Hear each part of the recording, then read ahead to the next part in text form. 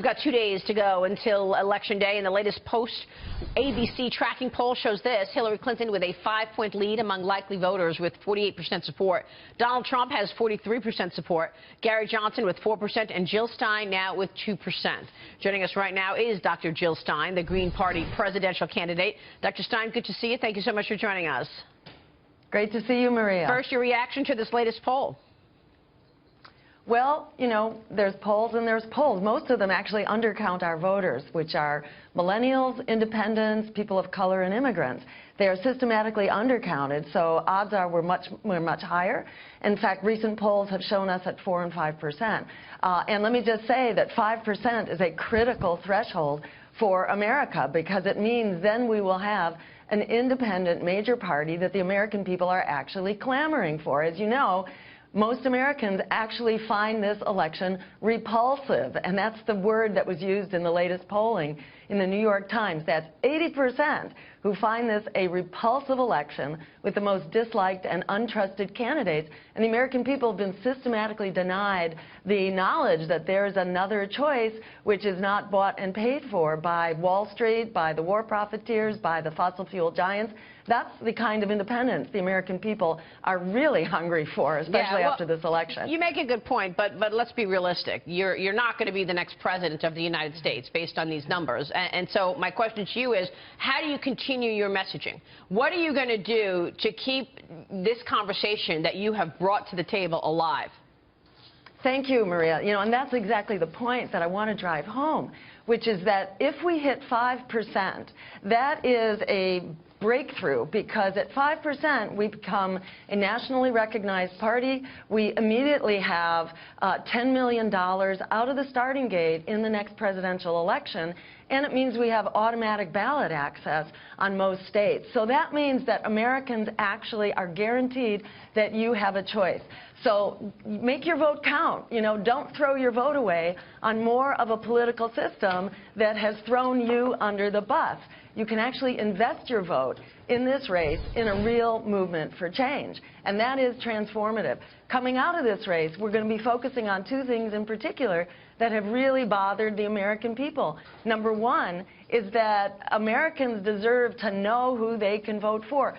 We need a debate commission that's not controlled by the Democratic and Republican parties.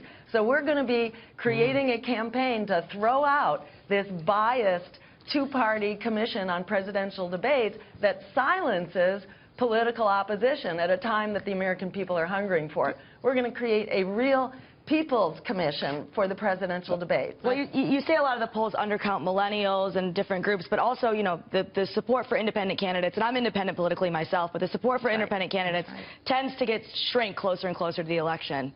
There is still this idea that you're wasting your vote by voting for another party. I don't know what the answer is to that, but it's very prevalent. Well, and let me say there is specifically an answer. It's called ranked choice voting. And what it does is it lets you go into the voting booth and rank your choices. So you can vote for an independent or a third-party candidate, knowing that if that candidate loses, your vote is automatically reassigned to your second choice. So then there's no fear voting. There's no voting based on some calculation that you don't want your vote thrown away. This guarantees that you can bring your values into our vote, which is what Americans are desperate for. Because just, you know, an election that's dictated by who do you hate the most and who do you fear the most, that's not a democracy. Democracy needs a moral compass. It needs our values. We've got to be able to bring our values to the voting system. And the Democrats have refused to pass this voting reform. My campaign has filed this bill when I ran for governor in Massachusetts. They refuse to let it out of committee because it calls their bluff. They don't want to have to compete with an independent political party. Same is true for Republicans.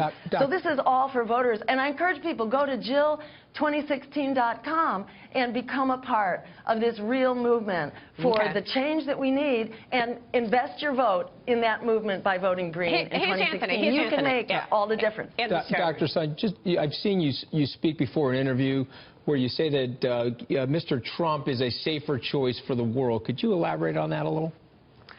Okay, so let me just be clear. Hillary Clinton is a proven warmonger. We know that. Donald Trump, you know, is a loose cannon, and I don't want to say that Trump is safe. But on the other hand, Hillary has a catastrophic record and is calling for a no-fly zone in Syria. What most people don't understand is that a no-fly zone in Syria amounts to a declaration of war with Russia at a time that we have 2,000 nuclear weapons on hair-trigger alert.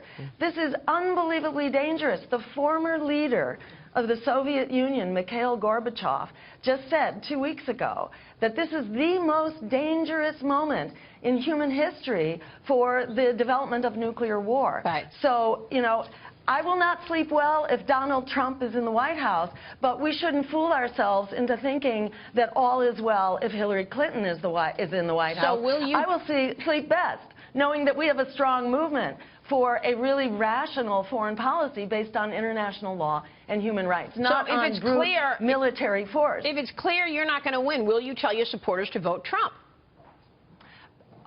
You know, no, absolutely, because Trump is a total wild card. We have to build a movement. You know, under Richard Nixon, who was one of the most, you know, repressive presidents ever, we accomplished all kinds of things. We brought the troops home from Vietnam. We moved forward women's right to choose. We actually got that from a very conservative Supreme Court. Right. We got the Clean Air Act and the Clean Water Act and worker protection. We did that because we were an active and very assertive political movement at the time. That's what we need. That's what you get by voting green in this election. We actually build a social movement to challenge the stranglehold on our democracy that the Democratic and Republican parties have. All right, Dr. Stein, good to see you. Thank you so much for joining us.